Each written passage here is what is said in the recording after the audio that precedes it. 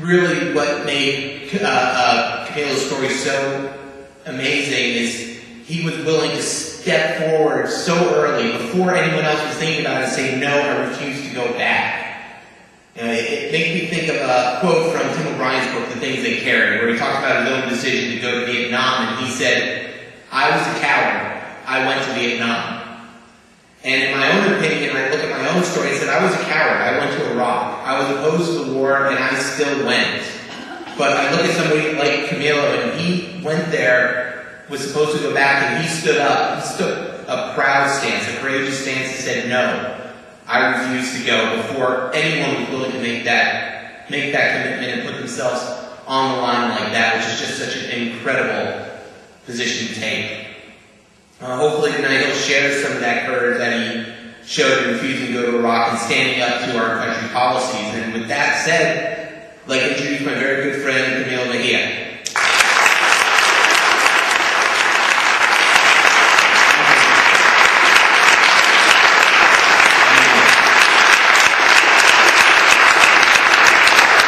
I actually don't remember that conversation that Michael and I had, but I do remember something that Michael may not know.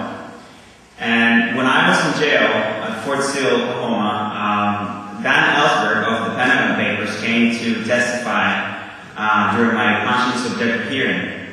And while he was there, he told me that he had met Michael, and Michael had told him that he wanted to start an organization, of recent veterans who opposed the Iraq War. And that he had actually told Michael that, there's this other organization called Vietnam Veterans Against the War, and maybe you should call your organization Iraq Veterans Against the War.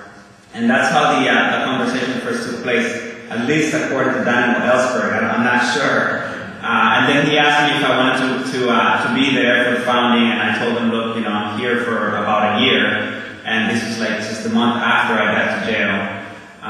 But I told him, I would love to join as soon as I get out. And then as soon as I got out, another co-founder, Tim Goodrich, traveled to Florida, and he recruited me, and then I officially became one of the members of Iraq Veterans Against the War. But another thing worth pointing out is that although there were 7 co-founders, Michael for a long time was the engine behind the organization. It was basically one person running it, with a civilian ally in a very tiny office in Philadelphia, at the AFC headquarters.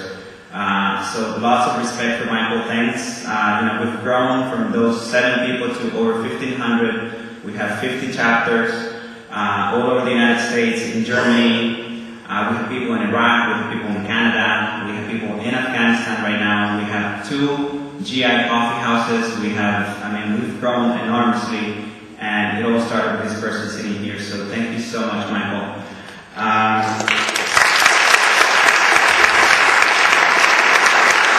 Another thing I want to say is that I'm not the only warrior sister here. We have a sister sitting in the back, who went through a similar process as me. She served in Iraq twice, and then she came back and she said, no, I'm not going to do this anymore. And she paid the price. She went to jail, and she's recently gotten out of jail. Her name is Monica. She's sitting right there.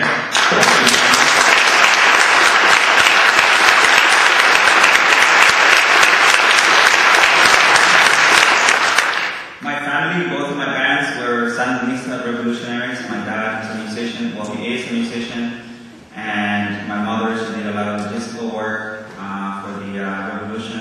She did surveys connecting the needs of the people to the movement. She ran safe houses and facilitated command meetings and trainings and things like that. And because I was so involved in the resistance in Nicaragua, there was a time when there was a lot of repression, and a lot of the cadre and the cells operating in the country had to go dormant. And at that time, my mom and my dad were having a bit of a rough time in their marriage, so my mom decided to separate from my dad, and we came to the U.S. when I was just a baby.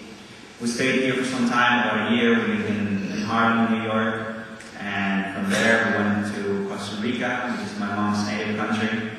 Once there, my mom continued doing work with Sandinistas until the triumph, and then we lived in Nicaragua for about 11 years, the entire period of the Sandinista government.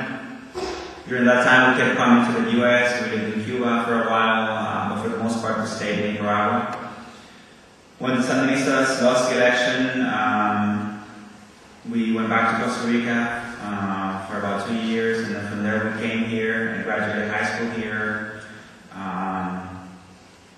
But I remember that because both of my parents have been such prominent activists with the movement, that when the Sandinistas took power, we were in a very privileged position, and I never had to question where things came from. I grew up without a perspective of history, without a political awareness about anything. So when I found myself here in the United States and graduated from high school, I basically was not very politically educated. I was just, a person who, for the first time in his life, had to work for a living, had to wonder where money would come from to pay for tuition, where money would come from to pay for health care. I had no social security, I had no social stability, no friends. Because I had been traveling for so long and I was still so young, I didn't really have a sense of belonging. And the military provided all of those things, the camaraderie, the sense of belonging, the idea of family and service, adventure, fun, money, college tuition. So in that sense, I wasn't very different from, young men and women who were born and raised in the United States or not, and who view military service as a means to escape, an absolute lack of options. So at age 19, I joined the U.S. infantry.